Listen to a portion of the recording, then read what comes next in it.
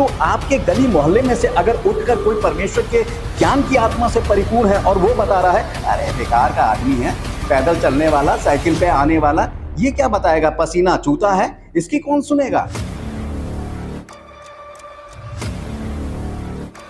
प्रभु यीशु मसीह के मधुर नाम में आप सबको जय मसीह की। प्रभु आप सबको बहुतायत से आशीष दे, आमीन। हम बात कर रहे हैं प्रकाशित वाक्य की पुस्तक के बारे में और प्रकाशित वाक्य की इस श्रृंखला में आप सबका स्वागत है। प्रकाशित वाक्य के पहले अध्याय के 4 पद में हम लोग 7 आत्माओं के विषय में बात कर रहे हैं। पिछले संदेश में हमने 5वीं आत्मा के बारे में अर्थात पराक्रम की आत्मा के बारे में सीखा था कि परमेश्वर जो है कैसे अपना पराक्रम का आत्मा वो लोगों पर उतारता है, अपनी शक्ति का, अपने पराक्रम का प्रदर्शन उसने कैसे करता है और किस तरीके से जिसके जीवन में परमेश्वर के पराक्रम का आत्मा, शक्ति का आत्मा पाया जाता है, वो निडर की आत्मा से परिपूर्ण होता है। निडर की आत्मा यानी पराक्रम की आत्मा, और परमेश्वर कैसे उसके द्वारा जो है अपनी शक्ति का, अपना पराक्रम का प्रदर्शन करता है। परंतु मेरे प्यारे भाइयों बहनों, आज हम सीखेंगे ज्ञान की आत्मा के विषय में। जी हाँ, परमेश्वर के ज्ञान के आत्मा के विषय में। आज ये परमेश्वर का ज्ञान है क्या आखिर? आज बहुत से लोग जो हैं इस गलत फहमी में जीते हैं कि वो परमेश्वर के ज्ञान से बहुत ज्यादा भरे हुए हैं। और खास तौर से जब बहुतों ने बाइबल थियोलॉजी करी होती है, बाइबल में उन्होंने पीएचडी करी होती है, तो जिन्होंने पीएचडी करी है, जिन्होंने थियोलॉजी करी है, वो अपने आगे जो दूसरे लोग हैं उनको कुछ नहीं समझते हैं। वो समझते हैं कि हमारे पास परमेश्वर का बहुत ज्ञान है क्योंकि हमने 3 साल, 6 साल, 7 साल, 14 साल जो है परमेश्वर के ज्ञान के बारे में पढ़ाई करके उसकी डिग्री हासिल करी है। मेरे प्यारे भाइयों बहनों, परमेश्वर के वचन की आपने कितनी भी डिग्रियां ले रखी हो, कितनी भी नॉलेज आपको क्यों ना हो, परंतु जब तक आप परमेश्वर के ज्ञान की आत्मा से परिपूर्ण नहीं होंगे, आप परमेश्वर के वेदों को नहीं समझ सकते हैं। जब हम नए नियम में बात करते हैं, जब हम नए नियम की बात करते हैं, आज जब हम क्योंकि ज्यादातर कलीसिया की जो उत्पत्ति हुई है वो नए नियम से लोग मानते हैं। जब हम नए नियम की बात करते हैं, परमेश्वर के नए नियम में उसके वचन के प्रचार की बात करते हैं, तो आज की तारीख में बहुत से लोग जो हैं इस दुनिया में बहुत ज्ञानी बने घूम रहे हैं, बहुत विद्वान बने घूम रहे हैं और परमेश्वर के वेदों को वो अपनी तरीके से, उस वचन को अपनी समझ के अनुसार जो है वो पेश कर रहे हैं, जो लोगों पर बहुत गलत असर डाल रही है। और आज लोगों की स्थिति और परिस्थिति कैसी है ये भी हम परमेश्वर के वचन से सीखेंगे। मगर एक बात बताना चाहूंगा कि जब हम ज्ञान की बात करते हैं तो परमेश्वर ने चुना किसको है। ठीक है, आपने पीएचडी, बाइबल में पीएचडी हासिल करी है, आपने बाइबल के में थियोलॉजी को पढ़ा है बहुत ज्यादा, 6 साल 7 साल आपने थियोलॉजी पढ़ी है, बाइबल को लेकर आपने बहुत ज्ञान हासिल करा है। मगर परमेश्वर का वचन क्या कहता है, जरा मेरे साथ निकाल लीजिए। पहला कुरिन्थियों उसका पहला अध्याय उसका 26 और 27 पद पढ़ रहा हूं, यहां पर ध्यान दीजिएगा। यहां लिखा है 26 पद में, हे भाइयों, अपने बुलाए जाने को तो सोचो कि ना शरीर के अनुसार बहुत ज्ञानवान और ना बहुत सामर्थी और ना बहुत कुलीन बुलाए गए हैं, परंतु परमेश्वर ने जगत के मूर्खों को चुन लिया है कि ज्ञानवानों को लज्जित करे, और परमेश्वर ने जगत के निर्बलों को चुन लिया है कि बलवानों को लज्जित करे। यहां पर 2 बातें हैं। सबसे पहली बात क्या है, परमेश्वर ने मूर्खों को चुन लिया। मूर्खों को चुनने का मतलब क्या है, अनपढ़ों को। जी हाँ, जब हम चेलों की कैरेक्टर की बात करते हैं, जब हम चेलों, जो प्रभु यीशु मसीह के 12 चेले रहे हैं, उनमें ज्यादातर सबसे ज्यादा क्या थे, वो सब मछुआरे थे, मछली पकड़ने वाले थे और सब अंगूठा टेक थे। उनके पास से किसी के पास ऐसा ज्ञान नहीं था जो आज जब हम उन परमेश्वर के वचन में उनके लेखकों के बारे में पढ़ते हैं, उन्होंने जो किताबें लिखी हैं, उन्होंने जो पत्रियां लिखी हैं, जब उनके बारे में पढ़ते हैं, जब उनकी भाषा शैली के बारे में पढ़ते हैं तो आश्चर्यचकित हो जाते हैं। इन्होंने कौन सा थियोलॉजी ली? ये प्रभु यीशु मसीह के साथ 3 साल रहे और उन बातों को वो सुनते रहे, मगर इसके बावजूद भी वो उस ज्ञान से परिपूर्ण नहीं थे। परमेश्वर ने, प्रभु यीशु मसीह ने स्वर्ग जाने से पहले उनसे एक बात कही कि तुम लोग यरूशलेम में ठहरे रहना कि जब तक तुम्हें सामर्थ ना मिले, जब तक तुम्हें वो सहायक तुम्हें ना मिले, जो प्रभु यीशु मसीह ने यूहन्ना की इंजील में जब आप 15-16 अध्याय पढ़ेंगे तो वहां पर लिखा हुआ है कि जब सत्य का आत्मा आएगा तो वो मेरी बातों में से तुम्हें बताएगा, वो सत्य बताएगा, वो सहायक जो है, वो सत्य का आत्मा जो है वो मैं तुम्हें दूंगा। अब ये सत्य का आत्मा क्या है? ये सत्य का आत्मा जो है वो सहायक जो है, जिसके पवित्र आत्मा की चर्चा करी है प्रभु यीशु मसीह ने, वो पवित्र आत्मा ही वो ज्ञान का आत्मा है।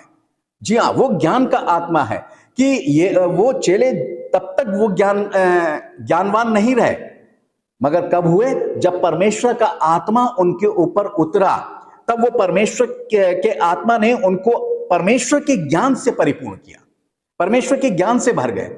आप कितनी भी थियोलॉजी पढ़ लीजिए, आप कितना भी पीएचडी कर लीजिए बाइबल के अंदर, पीएचडी करने का मतलब यह नहीं है कि आप बहुत ज्यादा ज्ञानी हो गए, कि आपको सब पता चल गया, आप परमेश्वर के सारे भेदों को और सारे रहस्यों को जान गए। नहीं, हाँ, पीएचडी करने वाले और जो थियोलॉजी करे हुए उन्हें बुरा जरूर लग रहा होगा, मगर स्पष्ट बात है, बिल्कुल सही है कि परमेश्वर ने अपने लिए मूर्खों को चुन लिया। किस लिए मूर्खों को चुना? जो इस संसार के ज्ञानी हैं, जो ये कहते हैं हमने तो बाइबल में पीएचडी हासिल कर रखी है, हमने तो थियोलॉजी कर रखी है, हमने तो इतनी पढ़ाई बाइबल में कर रखी है, उनके ज्ञान को जो है वो नष्ट कर सके। और भी बहुत से ज्ञानी हैं, बहुत सी बातों को लेकर, बहुत सी चीजों को लेकर, और भी बहुत अपना जो ज्ञान फैलाते रहते हैं, जो अपने ज्ञान की बढ़ चढ़ कर जो चर्चा करते हैं, उनके ज्ञान को लज्जित करने के लिए। और यहां लिखा है कि परमेश्वर ने निर्बलों को चुन लिया ताकि बलवानों को क्या करें? उनको हरा सकें। अब इसका एग्जाम्पल आपने देखा होगा, पिछले संदेश में दाऊद का एग्जाम्पल दिया था। दाऊद क्या था? बच्चा था, निर्बल था, मगर गोलियत बलवान था। उसके बल को क्या है? धराशायी कर दिया एक निर्बल इंसान ने, यानी दाऊद ने। परमेश्वर ने किस तरीके से काम करता है मेरे प्यारे भाइयों बहनों, परमेश्वर ऐसे ही अपनी आत्मा के द्वारा काम करता है। हम अपने ज्ञान पर घमंड ना करें, हमने क्या हासिल कर रखा, कौन सी डिग्री ले रखी है, इस बात पर घमंड ना करें, क्योंकि परमेश्वर जो है घमंडियों के सर को क्या करता है? नीचा करता है। क्योंकि परमेश्वर का वचन कहता है वो घमंडियों को देख नहीं सकता। और आज की अगर हम स्थिति देखें, जो भविष्यवाणी की गई है ज्ञान के विषय में, परमेश्वर का वचन क्या कहता है? आइए हम उस भविष्यवाणी को पढ़ लें। होशे 4 अध्याय उसके 6 पद में क्या लिखा हुआ है? बड़ा ध्यान दीजिएगा। होशे 4 अध्याय उसके 6 पद, मेरे ज्ञान के ना होने से मेरी प्रजा नष्ट हो गई है, तूने मेरे ज्ञान को तुच्छ जाना, इसलिए मैंने तुझे अपना याजक रहने के अयोग्य ठहराऊंगा, इसलिए कि तूने अपने परमेश्वर की व्यवस्था को तज दिया है, मैं भी तेरे बाल बच्चों को छोड़ दूंगा। अब यहां क्या लिखा है? परमेश्वर कह रहा है कि मेरे ज्ञान के ना होने से, अब परमेश्वर का आत्मा जो ज्ञान देता है, और जो मनुष्य आपको आप कहीं पर थियोलॉजी स्कूल जो खड़े हुए हैं, वहां पढ़ाने वाला कौन है? वहां पढ़ाने वाला मनुष्य है। क्या वो मनुष्य परमेश्वर के ज्ञान की आत्मा से परिपूर्ण है? क्या वो ज्ञान से बता रहा है? नहीं, वो तो आपको गूगल सर्च करके इधर उधर की हिस्ट्री को लेकर, हिस्ट्रिया किताब लेकर, और वो अपना जो है इधर उधर से जोड़ घटाकर वो बता रहा है। परंतु परमेश्वर का आत्मा जब आता है, ज्ञान का आत्मा आता है, वो सीधी सीधी बात आपसे करता है, वो सीधी सीधी चीजें आपको दिखाता है, वो स्पष्ट बात आपको बताता है और जताता है यहाँ परमेश्वर का। अब ये ज्ञान क्या? अब यहाँ होशे जो है भविष्यवाणी कर रहा है कि परमेश्वर के ज्ञान के ना होने से क्या हो गया? कि उसकी प्रजा जो हो गई है वो नष्ट हो गई। नष्ट होने का मतलब है तितर बितर हो गई है, वो समझ ही नहीं पा रही। आज लोग बहुत कंफ्यूज में हैं कि हम किसकी सुने, क्योंकि आज इतने ज्ञानी हो गए हैं। और ये सब क्या है? परमेश्वर कह रहा है कि तूने मेरे ज्ञान को तुच्छ जाना। देखिए क्या है, हम परमेश्वर के आत्मा के ज्ञान पे भरोसा नहीं करते हैं, मगर मनुष्यों के, साहब इंग्लैंड, अमेरिका, जर्मन से कोई अगर हमारे देश में आके प्रचार कर रहा है, वो बहुत अच्छा प्रचारक है। कोई इंटरनेशनल प्रचारक हो तो वो इंटरनेशनल प्रचारक बहुत अच्छा है। कोई अगर थियोलॉजी पीएचडी करे तो वो बहुत अच्छा है। परंतु आपके गली मोहल्ले में से अगर उठकर कोई परमेश्वर के ज्ञान की आत्मा से परिपूर्ण है और वो बता रहा है, अरे बेकार का आदमी है, पैदल चलने वाला, साइकिल पे आने वाला, ये क्या बताएगा, पसीना चूता है, इसकी कौन सुनेगा? साहब परमेश्वर के ज्ञान की आत्मा से परिपूर्ण है आप। परमेश्वर का वचन कहता है कि तुम में आत्माओं को पहचानने की ताकत होनी चाहिए। तुम आत्माओं को पहचानो कि वो परमेश्वर की ओर से है या नहीं है। जब हमारे अंदर यही ताकत नहीं है कि हम पहचान ही नहीं रहे कि वो परमेश्वर की ओर से है या नहीं है, मगर हम पहचान रहे साहब इंटरनेशनल होना चाहिए, पीएचडी करने वाला होना चाहिए, तो ये चीजें गलत है। परमेश्वर का आत्मा, इसलिए आज जो उसकी भेड़ें क्या हैं वो भटकी हुई हैं, क्योंकि ज्ञान नहीं है। और परमेश्वर कह रहा है मैंने ऐसे जो याजक हैं जो अपनी लोगों के द्वारा जो ज्ञान दिया गया उस पर भरोसा करते हैं, उस पर याजक बने घूम रहे हैं, तो ऐसों को मैंने तज दिया। उनके बाल बच्चों को भी छोड़ दिया। आप देख लीजिएगा उनके बाल बच्चों की हिस्ट्री भी आप देख लीजिएगा कि क्या परिणाम होते हैं। और यहां लिखा है आमोस की किताब, अब मैं आपको पढ़ाना चाहूंगा, आमोस 8 अध्याय 11 से 12 पद तक। यहाँ क्या लिखा हुआ है 11वें पद में, परमेश्वर की ये वाणी है, देखो ऐसे दिन आते हैं, अब मैं इस देश में महंगी करूंगा, उसमें ना तो अन्न की भूख और ना पानी की भूख प्यास होगी, परंतु यहोवा के वचनों के सुनने की भूख प्यास होगी। लोग यहोवा के वचन की खोज में समुद्र से समुद्र तक और उत्तर से पूर्व तक मारे मारे फिरेंगे, परंतु उसको ना पाएंगे। अब यहां क्या लिखा है, परमेश्वर कह रहा है कि मैं इस देश में महंगी करूंगा। अब क्या कह रहा है, वो कह रहा है महंगाई जो है वो अन्न की नहीं होगी, पानी की नहीं होगी। अन्न की कमी की बात नहीं कर रहा, वो पानी की कमी की बात नहीं कर रहा, वो किसी कर रहा है, वो कह रहा है कि मेरे वचन के सुनने की जो है वो कमी होगी। जी हाँ, वो वचन जो है वो, अब बहुत से लोग कहते हैं कि अंत के दिनों में वचन उठा लिया जाएगा, ये जो बाइबल है बिल्कुल क्या होगी, ये खाली हो जाएगी, ये अक्षर जो है वो मिट जाएंगे। मेरे प्यारे भाइयों बहनों, ऐसा कुछ नहीं होने, बल्कि परमेश्वर का यही वचन आज सब घर घर में पहुंचा हुआ है। और एक घर में जाने कितनी बाइबल होंगी, परंतु इस वचन को लोगों ने इस तरीके से एक्सप्लेन करते हैं कि लोगों की समझ में नहीं आता कि सही क्या है। आज वचन में मिलावट करते हैं, गड़बड़ी करते हैं। पौलुस कहता है कि हम मिलावट का वचन नहीं सुनाते हैं।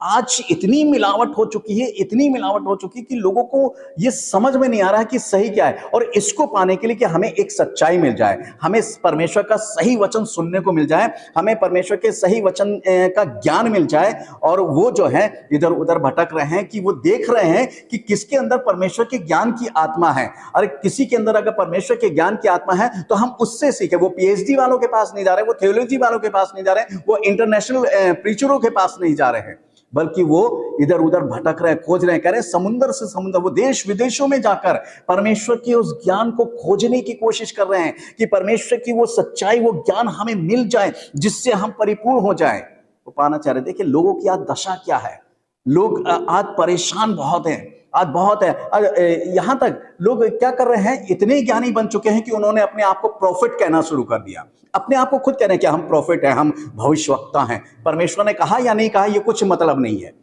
ये सारी चीजें जो हैं परमेश्वर के ज्ञान के ना होने के कारण है, और यही कारण है कि लोग जो हैं वो भटक रहे हैं। जी हाँ, मेरे साथ निकाल सकते हैं दूसरा पतरस 2 अध्याय उसका पहला पद, जरा ध्यान दीजिएगा। दूसरा पतरस 2 अध्याय उसका पहला पद, और जिस प्रकार उन लोगों ने झूठे भविष्यवक्ता थे, उसी प्रकार तुम में भी झूठे उपदेशक होंगे, जो नाश करने वाले पाखंड का उद्घाटन करें, छिप छिप कर करेंगे, और उस स्वामी का जिसने उन्हें मोल लिया है इंकार करेंगे, और अपने आप को शीघ्र विनाश में डाल देंगे। देखिए यहाँ क्या, झूठे भविष्यवक्ता के बारे में तो सुना होगा, यहाँ लिखा झूठे उपदेशक भी खड़े हुए हैं।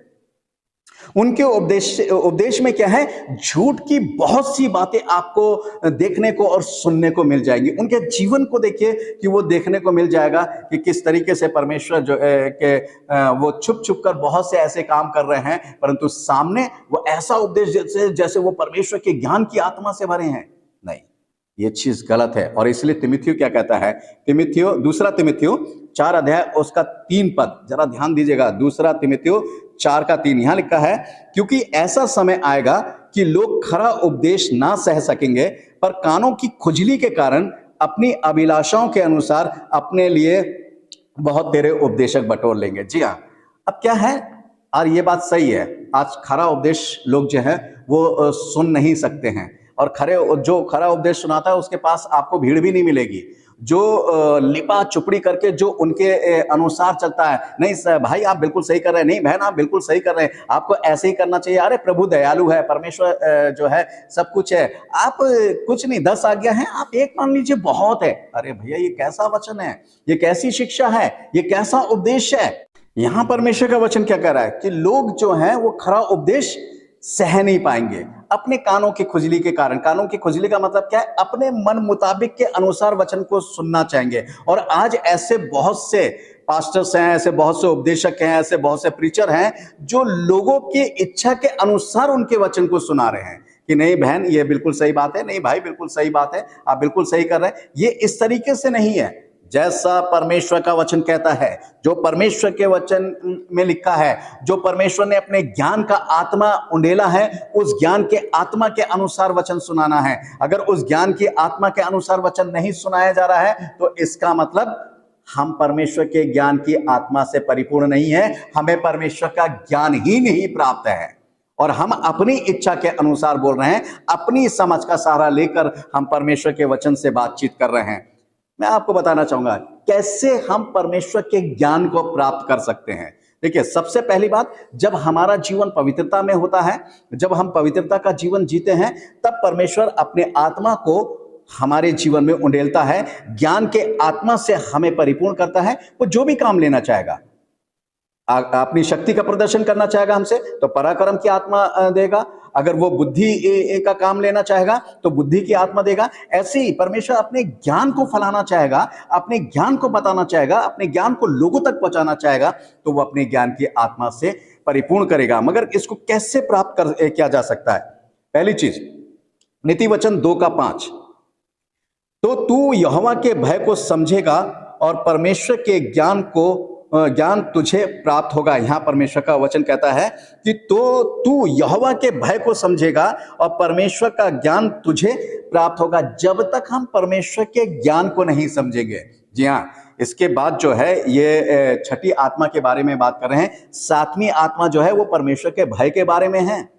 जब तक हम उसके भय को नहीं समझेंगे तब तक हम परमेश्वर के ज्ञान को प्राप्त नहीं कर सकते हैं। जिस दिन हमने परमेश्वर के भय को समझ लिया, परमेश्वर के भय की आत्मा से परिपूर्ण हो गए, हम परमेश्वर के ज्ञान को प्राप्त कर लेंगे। जी हाँ, सब एक दूसरे से, देखिए सातों आत्माएं एक दूसरे से लिंक हैं, जुड़ी हुई हैं। अगर आप एक के भी विरोध में कार्य करते हैं तो वो सातों आपके जीवन से निकलकर बाहर खड़ी हो जाती हैं और आपके जीवन से दूर वो आत्मा चली जाती हैं। यहां परमेश्वर का वचन जो है इस बात को कहता है। फिर लिखा है, यहां लिखा है यहोवा के भय को हम कैसे समझेंगे। पहली चीज, नीतिवचन 2:4 में लिखा है, और उसको चांदी के समान ढूंढे और गुप्त धन के समान उसकी खोज में लगे रहें। देखिए, यहां लिखा है कि परमेश्वर का वचन कहता है कि चांदी के समान ढूंढे। एक चांदी, आप जानते हैं चांदी और सोने को जब ढूंढा जाता है, मैंने बहुत से वीडियोस देखे हैं नेशनल टीवी पर। जब आप देखेंगे ज्योग्राफी टीवी को आप देखेंगे तो वहाँ ज्योग्राफी चैनल वगैरह पे, डिस्कवरी पे दिखाया जाता है कि कैसे सोने को, चांदी को कैसे निकाला जाता है, कैसे प्राप्त करा जाता है। बहुत मेहनत लगती है, बहुत परिश्रम करना पड़ता है, बहुत खोज करनी पड़ती है। बिल्कुल ठीक ऐसे ही परमेश्वर के ज्ञान को भी प्राप्त करना, उसके लिए आपको बहुत मेहनत करनी पड़ेगी। आपको अपने जीवन में सुधार लाने की आवश्यकता है, अपने सोच को बदलना पड़ेगा, अपने जीवन को बदलना पड़ेगा और परमेश्वर की इच्छाओं के अनुसार जीवन को जीना पड़ेगा। तब हम उस ज्ञान को जो है वो प्राप्त कर पाएंगे।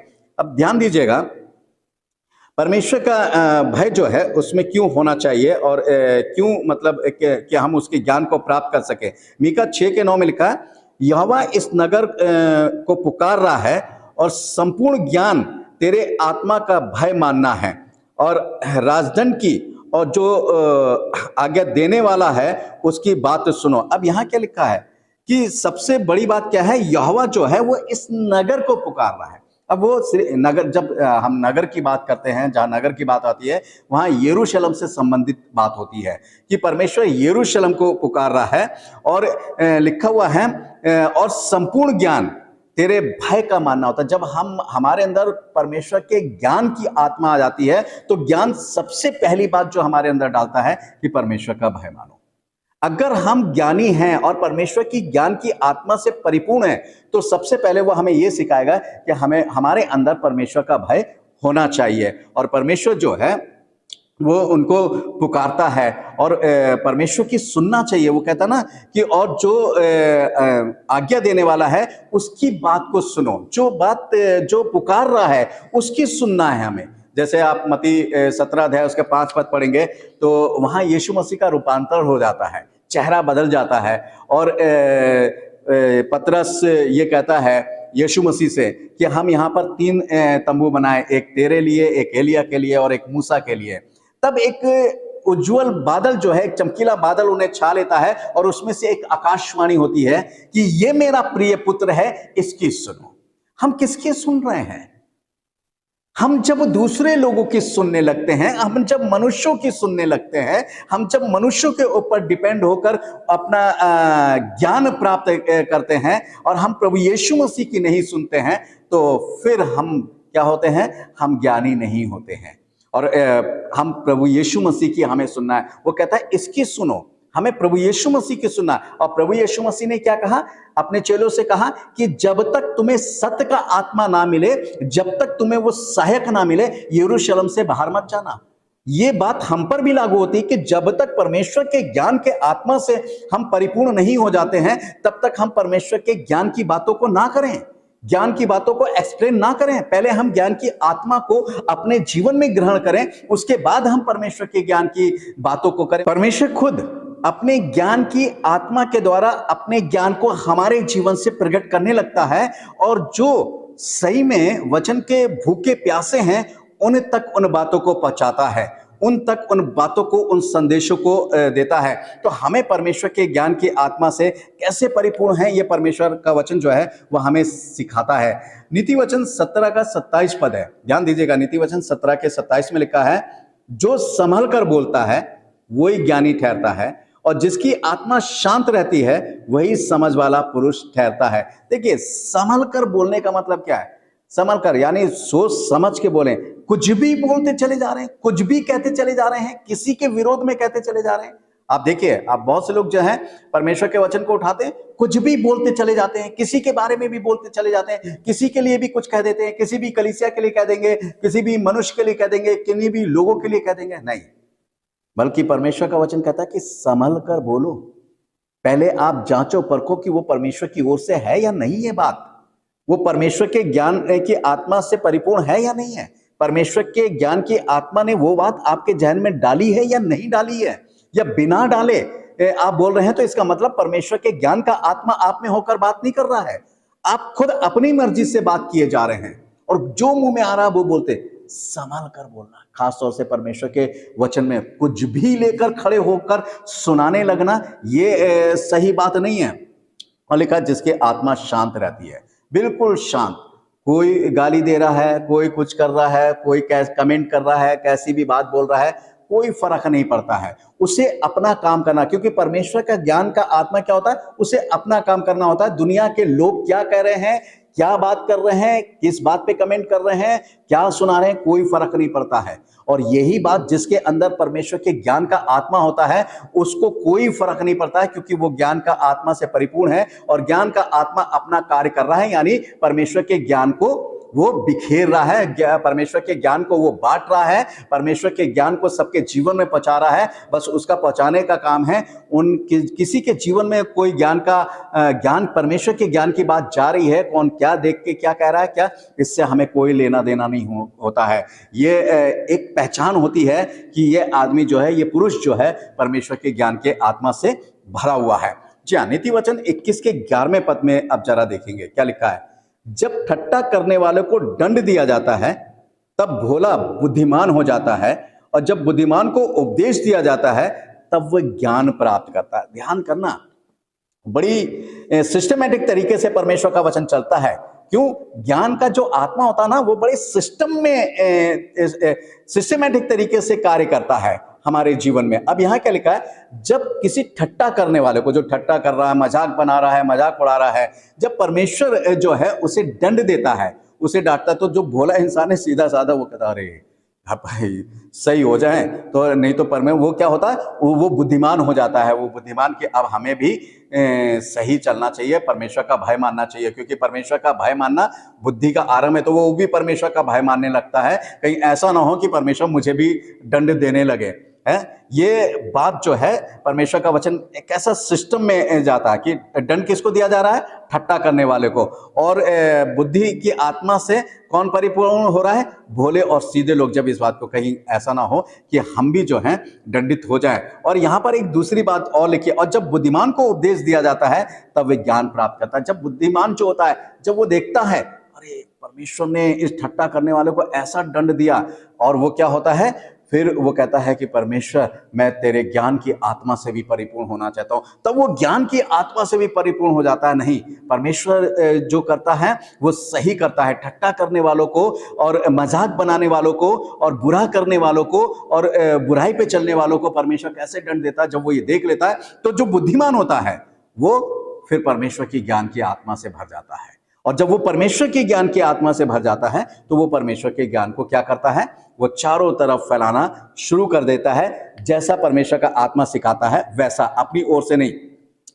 एक बात और ध्यान करें, जिसके पास यहोवा का ज्ञान होता है उसे परमेश्वर की सुरक्षा मिलती है। देखिए, परमेश्वर का ज्ञान हमें सुरक्षा प्रदान करता है, ये ध्यान रखें। और ये मैं आपको बताना चाहूंगा, नीति वचन 22 के 12 पद में यहां लिखा है, यहोवा ज्ञानी पर दृष्टि करके उसकी रक्षा करता है, परंतु विश्वासघाती की बातें उलट देता है। यहां क्या लिखा है? परमेश्वर दृष्टि करता है। किस पर दृष्टि करता है? ज्ञानी पर। क्यों ज्ञानी पर? वो ज्ञानी है। किसका ज्ञानी है? वो परमेश्वर का ज्ञानी है।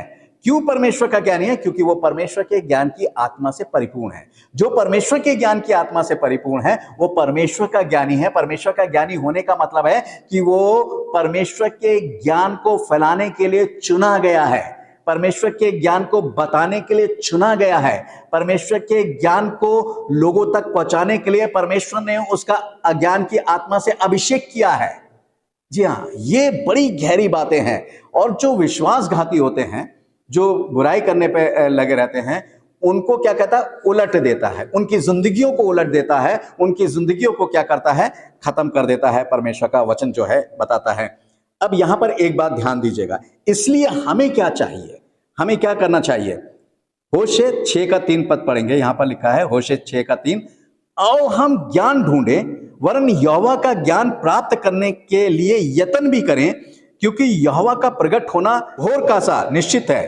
वे वर्षा के समान हमारे ऊपर आएगा, वरन बरसात के अंत की वर्षा के समान, जिससे भूमि सींची जाती है। देखिए यहां क्या लिखा हुआ है? होशे कह रहा है कि आओ हम ज्ञान ढूंढें, वरन यहोवा के ज्ञान को ढूंढने का प्रयत्न करें, प्रयत्नशील रहें। यानी परमेश्वर के ज्ञान को ढूंढने में, आप ढूंढेंगे कैसे? देखिए, ढूंढना क्या है? अपने जीवन को बदलना है, परमेश्वर के उस ज्ञान के आत्मा को प्राप्त करना है।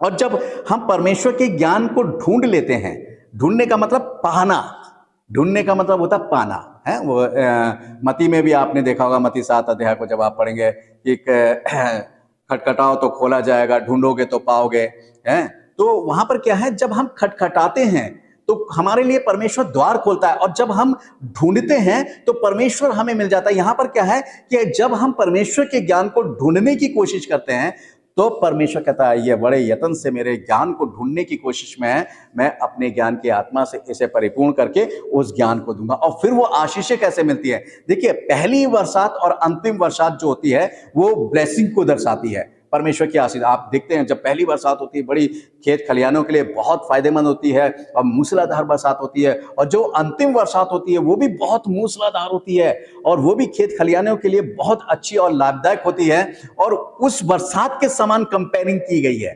परमेश्वर कहता है जो उसके ज्ञान को प्राप्त कर लेता है या उसके ज्ञान से परिपूर्ण हो जाता है या उसके ज्ञान की आत्मा से भर जाता है, तो परमेश्वर अपनी आशीष जो है वो उनके ऊपर ऐसे ही उंडेलता है जैसे वो पहली और अंतिम बरसात में वर्षा करता है, वैसे ही उस आशीषों की बरसात होती है। होशे 6:6 में लिखा है, क्योंकि मैं बलिदान से नहीं स्थिर प्रेम से प्रसन्न होता हूं और होम बलियों से अधिक ये चाहता हूं कि लोग परमेश्वर का ज्ञान रखें। देखिए, बहुत से लोग कहते हैं अरे हमने तो अपना जीवन परमेश्वर को दे दिया। भैया कहाँ दे दिया? दिखाई नहीं दे रहा है। हम परमेश्वर को इतना देते हैं, हम अपना दशमांश देते हैं, हम अपनी समय देते हैं, हम परमेश्वर के लिए हमने अपना पूरा जीवन दे दिया। अरे क्या दे दिया? परमेश्वर क्या कह रहा है? परमेश्वर सिर्फ एक बात से प्रसन्न होता है, और वो इस बात से उसे खुशी होती है कि लोग मेरे ज्ञान से भरे हुए हैं। उसके ज्ञान से भरने का मतलब है कि उसकी ज्ञान की आत्मा से परिपूर्ण है, और परमेश्वर चाहता है कि हर एक जन उसकी ज्ञान की आत्मा से परिपूर्ण हो, उसकी ज्ञान की आत्मा से भर जाए। यही परमेश्वर चाहता है। और इसलिए जो परमेश्वर की ज्ञान की आत्मा से परिपूर्ण है, जिसके पास परमेश्वर का ज्ञान प्राप्त है, जिसने परमेश्वर के ज्ञान को प्राप्त कर लिया है, उसके लिए परमेश्वर क्या कहता है। लास्ट में 2 पद पढ़ाना चाहूंगा, फिर खत्म करूंगा। मलाकी 2:7 में लिखा हुआ है, क्योंकि याजक को चाहिए कि वे अपने होठों से ज्ञान की रक्षा करें और लोग उसके मुंह से व्यवस्था पूछे, क्योंकि वे सेनाओं के यहोवा का दूत है। यहां पर 2 चीजें हैं, होठ और मुंह। ध्यान दीजिएगा, होठ और मुंह। परमेश्वर का वचन क्या कह रहा है कि याजक को चाहिए कि वे अपने होठों से किसकी रक्षा करे, उस ज्ञान की रक्षा करे जो परमेश्वर ने उसे ज्ञान दिया है। जिस ज्ञान की आत्मा से वो परिपूर्ण है, उसकी रक्षा करे, कहीं वो निकल कर उसके जीवन से चली ना जाए, कहीं वो निकलकर उसके जीवन से दूर ना हो जाए। इसलिए उसको अपने उन बातों की, उन चीजों की, अपने जीवन की रक्षा करते रहना है कि कोई ऐसी बात मेरे जीवन में ना आ जाए जिससे परमेश्वर के ज्ञान का आत्मा मुझसे नाराज होकर ना चला जाए। और वो क्या कहता है, यहां पर लिखा, उसके मुंह से व्यवस्था पूछे, वे सेनाओं का यहोवा का दूत है। और लोग उसके पास आकर जो है उसके वचन को पूछे, उसकी व्यवस्था को पूछे, क्योंकि वो कौन है। देखिए, याजक को चाहिए, छोटे में नहीं लेना चाहिए। वो कहता है, जो मेरे दास को छूता है वो मेरी आंख की पुतली को छूता है। याजक कौन है? या परमेश्वर का जो जन है, वो याजक जो है, जो सेवक है, वो परमेश्वर की सेनाओं का दूत है। जी हाँ, वो दूत है, वो सेनाओं का दूत है। और वो सेना किसकी है? वो ज्ञान की जो सेना है, बनाई है परमेश्वर ने, उस ज्ञान की सेना का वो दूत कहलाया जाता है। ये ध्यान रखें, परमेश्वर का वचन कहता है। इसलिए मैंने एक बात यहां पर कही थी इस पद को पढ़ने के, होठों और मुंह को क्या करें? सुरक्षित रखें। कैसे? एक प्रार्थना करनी चाहिए। हम लोग, बहुत से लोग प्रार्थना करते हैं ना, परमेश्वर ये दे दे, परमेश्वर वो दे दे, मेरे जीवन को बचा ले, मेरे जीवन को ये कर ले, मेरे जीवन को ऐसा बना दे, और मेरे जीवन में ये है, ये इस कमी को दूर कर, ये कर, वो कर। मगर करनी कहाँ चाहिए? जीवन में जो बुराई आती है और यह बुराई हमारे जीवन से निकलती, वो निकलती कहां से? हमारे मुंह से या होठों से निकलती है। और इसलिए याकूब भी कहता है कि जीभ जो है वो क्या है? एक आग के समान है, और वो सारे जीवन को जो है जलाकर विनाश कर देती है। और इसलिए परमेश्वर का वचन क्या कहता है? लास्ट पद है भजन संहिता 141 का 3 पद, जरा ध्यान दीजिएगा।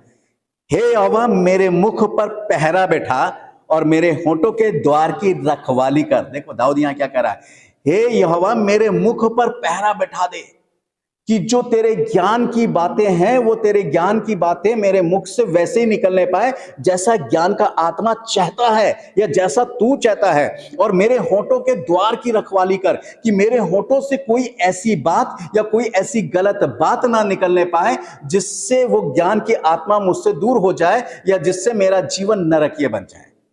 मेरे प्यारे भाइयों, क्या लिखा हुआ है यहाँ? परमेश्वर का वचन क्या कहता है? कभी प्रार्थना करी है, प्रभु मेरे मुख पर पैरा बैठा, मेरे होठों की रखवाली कर।